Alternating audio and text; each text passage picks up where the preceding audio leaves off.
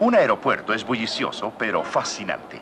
Los viajeros se apresuran para salir a lugares distantes. La actividad y estrépito de los aviones que parten o arriban. 88, Los Angeles ground, call 190 for taxi. Pero tras bastidores se teje una trama que pocos imaginan y que encierra su propia y especial fascinación.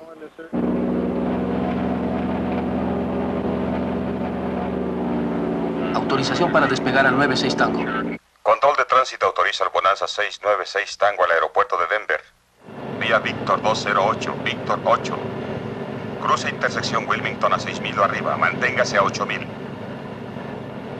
Hélices, Para despegue. magnetos, Verificados. comprobar controles. Libres. Altímetro, reloj, giros. Correctos. Puertas y ventanas cerradas y aseguradas.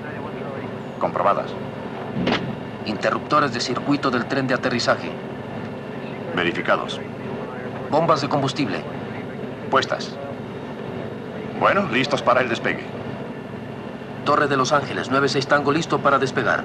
96 Tango, Torre de Los Ángeles, pista 25 izquierda, autorizado para despegar. Póngase en contacto con el control de salida. 124.3 después del despegue.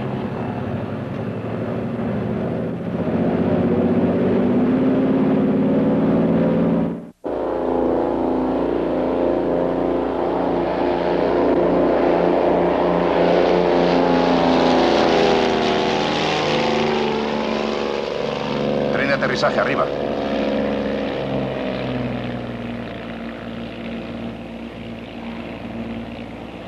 Control de salida de Los Ángeles. Bimotor Bonanza 96 Tango en el aire a las 2:05. Bimotor Bonanza 96 Tango, control de salida de Los Ángeles. Póngase en contacto con el control de radar al cruzar la costa. Mantenga rumbo 250 para vector radar hasta Víctor 208. Repórtese cuando deje los 7.000. Hola, bienvenidos a bordo del 96 Tango. Me agrada comunicarles que el copiloto es mi hijo Jim. Me parece que es una buena ocasión de que expliques qué pasa aquí en la cabina, Jim. Se dan cuenta de que volamos a través de una capa densa de nubes. Solo podemos ver a unos cuantos metros.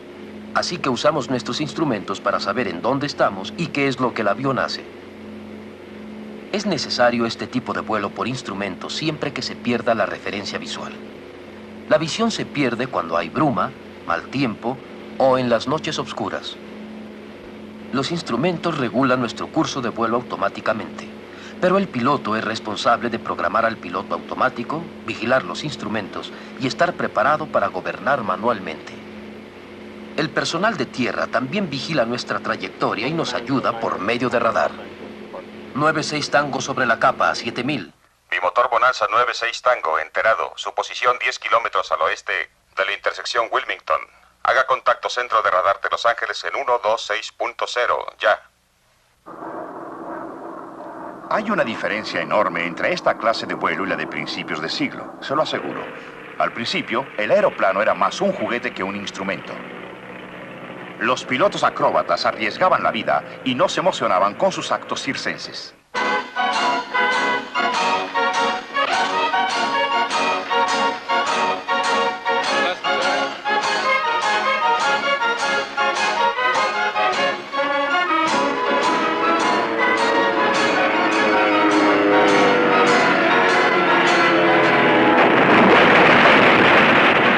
Los primeros pilotos volaban enteramente por sus sentidos: la vista, equilibrio, dirección.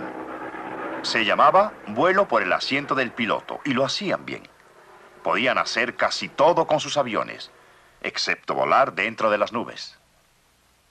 Siempre que lo intentaban, algo les fallaba y generalmente alguien moría. Por supuesto, aquellos aviones primitivos no tenían los instrumentos que ahora sabemos que todo piloto requiere. Hoy en día, la ley exige que todos los aviones estén equipados con instrumentos. Pero los llamados accidentes por mal tiempo aún ocurren. ¿Por qué? Bien, investiguemos uno de estos accidentes. Un piloto particular regresaba a casa al atardecer con 3 amigos. Conforme oscurecía, se les hacía más difícil distinguir las nubes y repentinamente se encontraron volando en medio de ellas. El avión se consideró como perdido y se inició una búsqueda. Coronel Richards, ¿podría hacerle algunas preguntas sobre el accidente? ¿Cuánto tiempo ha estado operando la misión de búsqueda y salvamento? Aproximadamente unas 72 horas. Se inició el martes en la mañana. ¿Me podría decir cuántos aviones participan, coronel? 35. Aviones de la Fuerza Aérea, de la Patrulla Civil Aérea, de la Marina de los Estados Unidos y del Escuadrón Aéreo del Condado de Los Ángeles. Y ahora dígame usted, coronel, ¿qué probabilidad hay de encontrar con vida a estas personas que se perdieron? Bueno, pues aun cuando no me gusta asumir una actitud negativa en accidentes de este tipo, la experiencia pasada, basada en búsquedas durante esta temporada, y en este tipo de terreno, el clima que prevalece, la localización de un avión blanco sobre un paisaje cubierto de nieve, es sumamente difícil. Participamos en la búsqueda y se nos contagió parte del desaliento del coronel y de sus hombres. Desafortunadamente, el avión estaba sepultado bajo un manto de nieve y la búsqueda tuvo que suspenderse. Más tarde, al fundirse la nieve, los despojos quedaron al descubierto. Sí, 4 vidas se cegaron ahí. Sin necesidad alguna, a esto le llamamos un típico accidente por mal tiempo. Un piloto bueno, pero no experimentado, carente de medios para enfrentarse a una tormenta de nieve. Prácticamente desintegró a su avión en el aire con las violentas maniobras que le dictó su total desorientación. Ahora, manteniendo en mente lo que han observado, quiero que escuchen una grabación de otro piloto que tampoco estaba preparado para lo que se encontró. Este vuela con un bien equipado avión bimotor, pero él tampoco sabe volar por instrumentos. Perderá el control del avión después de 30 segundos de haber entrado en las nubes. Sierra 64 Alpha, are you equipped and qualified to fly instruments? I have enough instruments to fly. I had maybe 18 hours, but I have not got a reading on IFR as of yet. Cessna 64 Alpha, and what are your intentions? I would like to come on in. Roger 64 Alpha, are you requesting emergency authority to descend through the IFR conditions to land? If all possible, I am requesting emergency to land if I could get down. Cessna 64 Alpha, descend and maintain. 4,000, over. Let's get off 4-2. Having difficulty, message. 64 Alpha, make an immediate level off Cessna 64 Alpha. Cessna 64 Alpha, if you are in a spin, release your controls. 64 Alpha, are you in a spin, over? Yes. Roger 64 Alpha, release your controls, over. Controls released, over. Roger, straighten your rudder, please. Cessna 64 Alpha, lost radar contact. Se perdió el contacto en el radar. Y en ese momento se estrelló y el piloto y sus 2 pasajeros se mataron. Profundamente aquí en el Instituto Moody nos preocupan tales accidentes porque estamos convencidos que en su mayoría son totalmente innecesarios. Entonces, ¿por qué suceden? Todos los ángulos del problema se han estudiado. Los modernos aviones y su instrumental, las características del barrenado de la muerte y los factores humanos involucrados. Tenemos la plena convicción de que la parte básica del problema radica en la mala interpretación del mecanismo humano de equilibrio. Si usted es un piloto, lo que vea y oiga en los siguientes minutos podrá ser su mejor seguro sobre la vida. Jim. Todos sabemos que podemos caminar bien con los ojos cerrados y mantener el equilibrio. ¿Pero sabían que un piloto no puede volar con los ojos cerrados? Con los ojos cerrados no sabe si va volando derecho, girando, si sube o baja. Algunos estarán en completo desacuerdo con esta afirmación. Muchos piensan que para el equilibrio solo necesitamos el sentido del oído interno. Pero esa es una equivocación que reviste gran peligro. La persona que va a someterse a la demostración es un gimnasta, con un desarrollado sentido del equilibrio y de la dirección. Vamos a ponerle a Don una venda de modo que para su información depende exclusivamente del oído interno. Y nos diga en esa forma qué pasa. ¿Estás listo? Sí. Estoy girando hacia la derecha. Estoy girando hacia la derecha. Estoy girando hacia la derecha. Estoy girando hacia la derecha. Sigo girando hacia la derecha. Estoy girando más lento. Girando más lento. Sigue lento. Sigue haciéndose más lento. Voy más lento. Me he parado. Me he parado. ¿Estás seguro? Sí. Ahora estoy girando en sentido inverso hacia la izquierda. Cada vez más aprisa. ¿Estás mareado? No, estoy bien. Retírate la venda, por favor. Vaya, me he mareado. Vean esos ojos.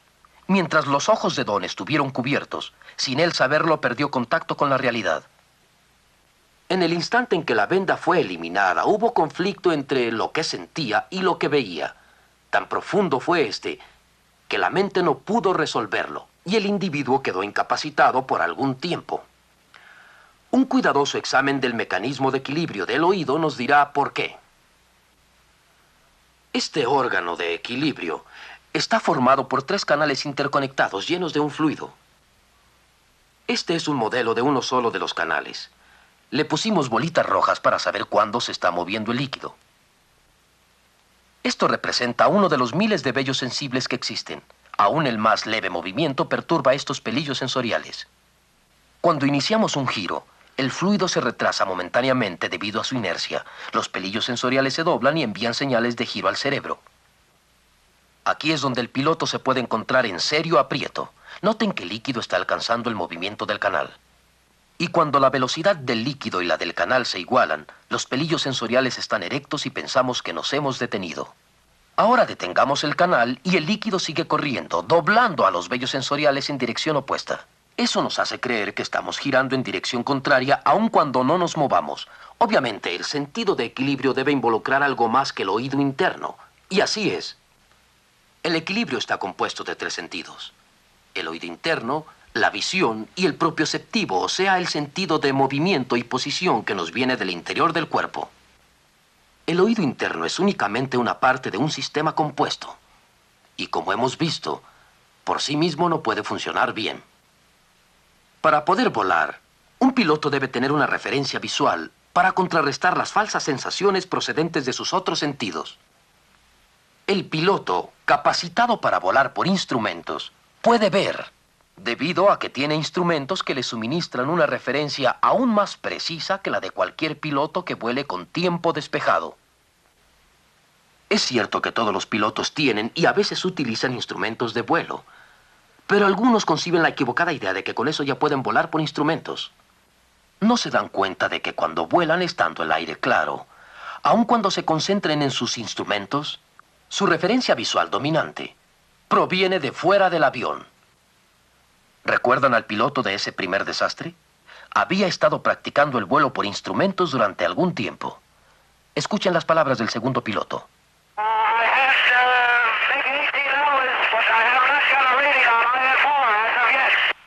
Antes de que un piloto pueda volar utilizando únicamente instrumentos, debe desarrollar una habilidad singular que permita que los instrumentos sustituyan a su referencia visual normal. Y ha de tener tal fe en ellos que formen parte de sí mismo. Si hay conflicto entre lo que siente y lo que le dicen los instrumentos, confía en los instrumentos para que así su visión contrarreste las falsas sensaciones, de tal modo que ni se da cuenta de ellas. Esto le permite volar con completa seguridad en condiciones que serían fatales para un piloto que no vuele por instrumentos. Tanto los pilotos comerciales como militares vuelan por instrumentos y recorren todo el mundo, aún en mal tiempo y con el máximo grado de seguridad. Si a alguien pudiéramos perdonar las reglas que impone el vuelo por instrumentos, sería sin duda a un astronauta que tanto mental como físicamente constituye lo mejor del género humano. Veamos qué tiene que decirnos John Glenn sobre el vuelo por instrumentos. Pues en los vuelos espaciales tropezamos con una desorientación similar por el oído interno con que se tropieza el piloto común en un vuelo normal. Lo que hemos encontrado es que debemos confiar plenamente en nuestros instrumentos de la misma manera que cualquier piloto que debe tomar su decisión cuando tropieza con mal tiempo si va a fiarse de sus sentidos o si va a confiar en los instrumentos. Por la experiencia, sabemos que debemos tener fe en nuestros instrumentos. Coronel, es interesante oírle hablar de fe. Muchos piensan que hoy en día eso de la fe es algo pasado de moda, que el conocimiento científico la hace innecesaria. ¿Está usted de acuerdo? No, me opongo en absoluto. Creo que la fe ahora es más necesaria que en el pasado. Confiamos en los instrumentos, confiamos en las fuerzas que mueven la brújula, fuerzas que ni siquiera vemos, pero confiamos en ellas, muchas veces hasta arriesgar la vida. En los últimos años, hemos utilizado al 96 Tango para fotografiar temas que sin un avión sería imposible tomar. Como estas ruinas de Tikal, en el corazón de la selva guatemalteca, o estas escenas del Ártico, o aquí, en el África. Hemos volado con mal tiempo en casi todos los países del mundo. Going left, turn right 5 degrees. So well above the glide path, passing through the southeast gap at the present time. You're well clear of high ground. Hong Kong Tower, 696 Tango, clearance. ATC clears 696 Tango to Taipei via Green 8, Red 3. Nuestra experiencia con el vuelo por instrumentos nos indica que es un método seguro y digno de confianza. Por supuesto que existen aún algunos lugares en el mundo donde el control de tránsito aéreo no existe. Ahora estamos atravesando uno de ellos, el corazón del vasto desierto de Libia. Estamos a cientos de kilómetros de la civilización en busca de un bombardero fantasma. Un avión que ha surgido del pasado para narrarnos una inolvidable historia sobre la necesidad de confiar en los instrumentos. Ahí está la misteriosa nave, Lady Be Good.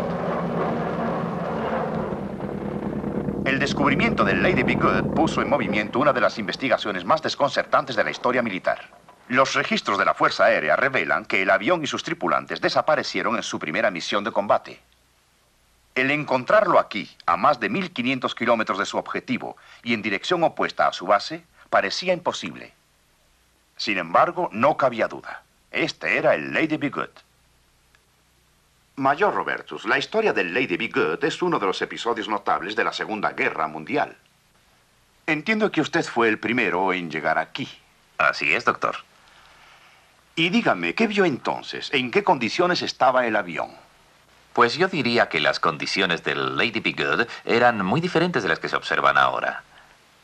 No le faltaba un vidrio, las armas estaban cargadas y en su lugar, y por supuesto tenía todas sus hélices.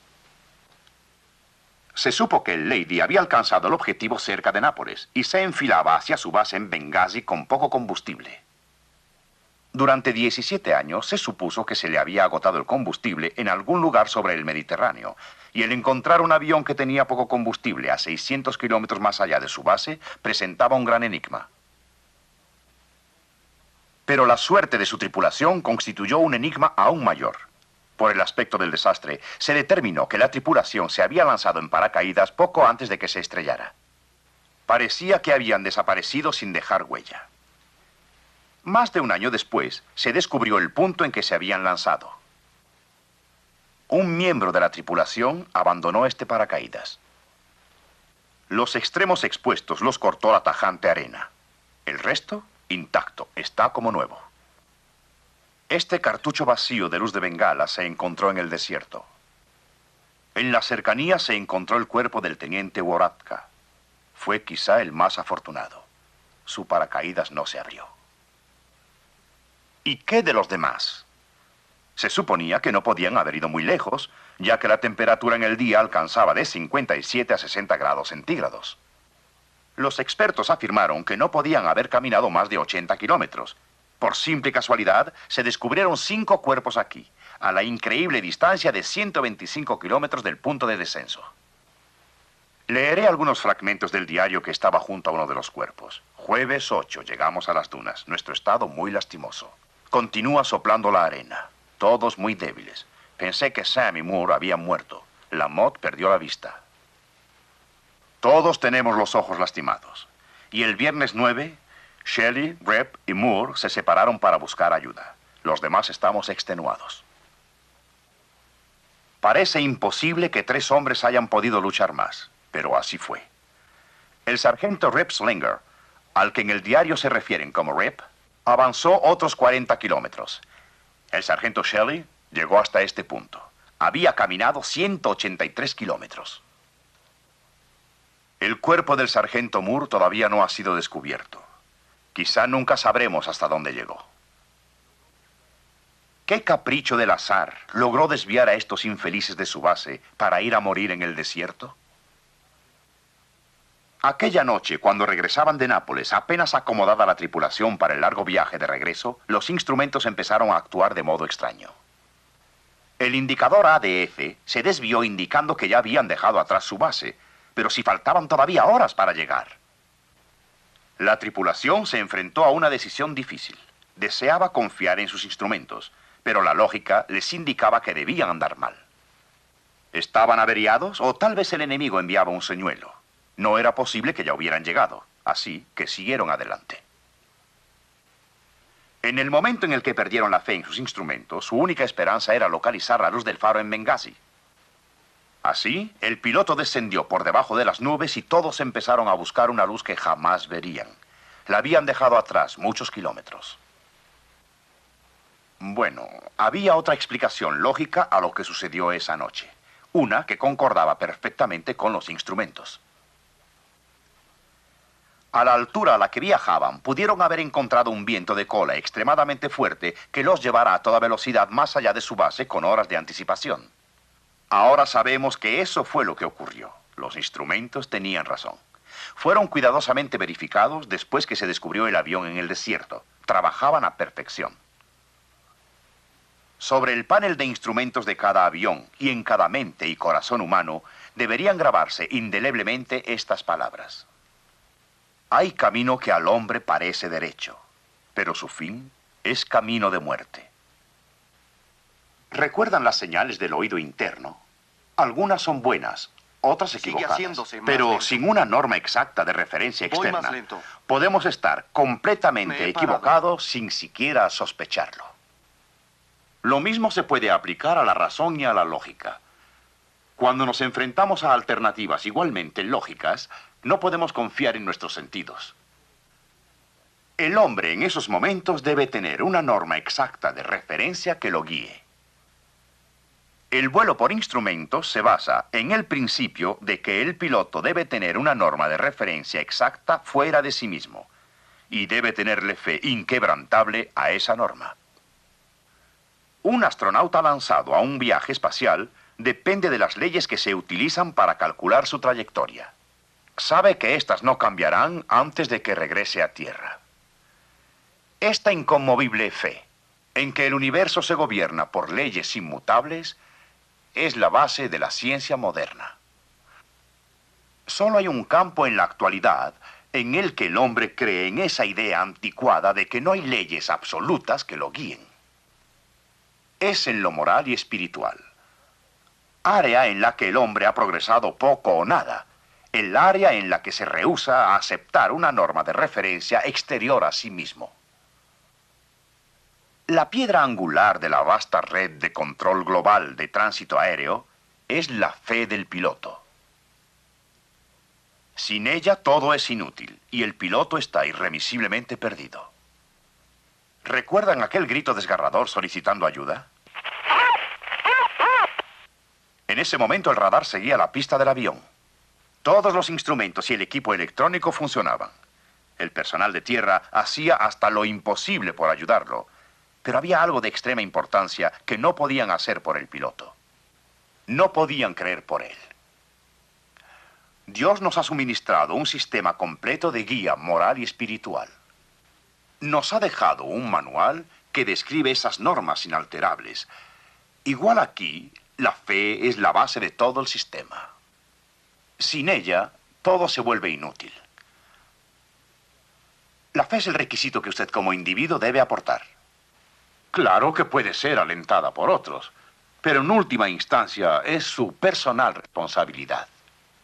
De nuevo aquí, la fe es la diferencia que media entre la vida y la muerte. Hay camino que al hombre parece derecho, pero su fin es camino de muerte. Pero hay una maravillosa alternativa. que dimana del amor de Dios por la humanidad. Porque de tal manera amó Dios al mundo que ha dado a su Hijo unigénito, para que todo aquel que en él cree no se pierda, mas tenga vida eterna. Vire a la izquierda rumbo 243. 243, su nuevo rumbo. A 7 puntos. El piloto que se guía por instrumentos reconoce sus limitaciones físicas y acepta por fe la guía que se le suministra. En vista de las exigencias y limitaciones espirituales del hombre, ¿no será aún más perentorio que nosotros aceptemos la guía que nos ofrece Dios? Encomienda a Dios tu camino y confía en Él, y Él hará.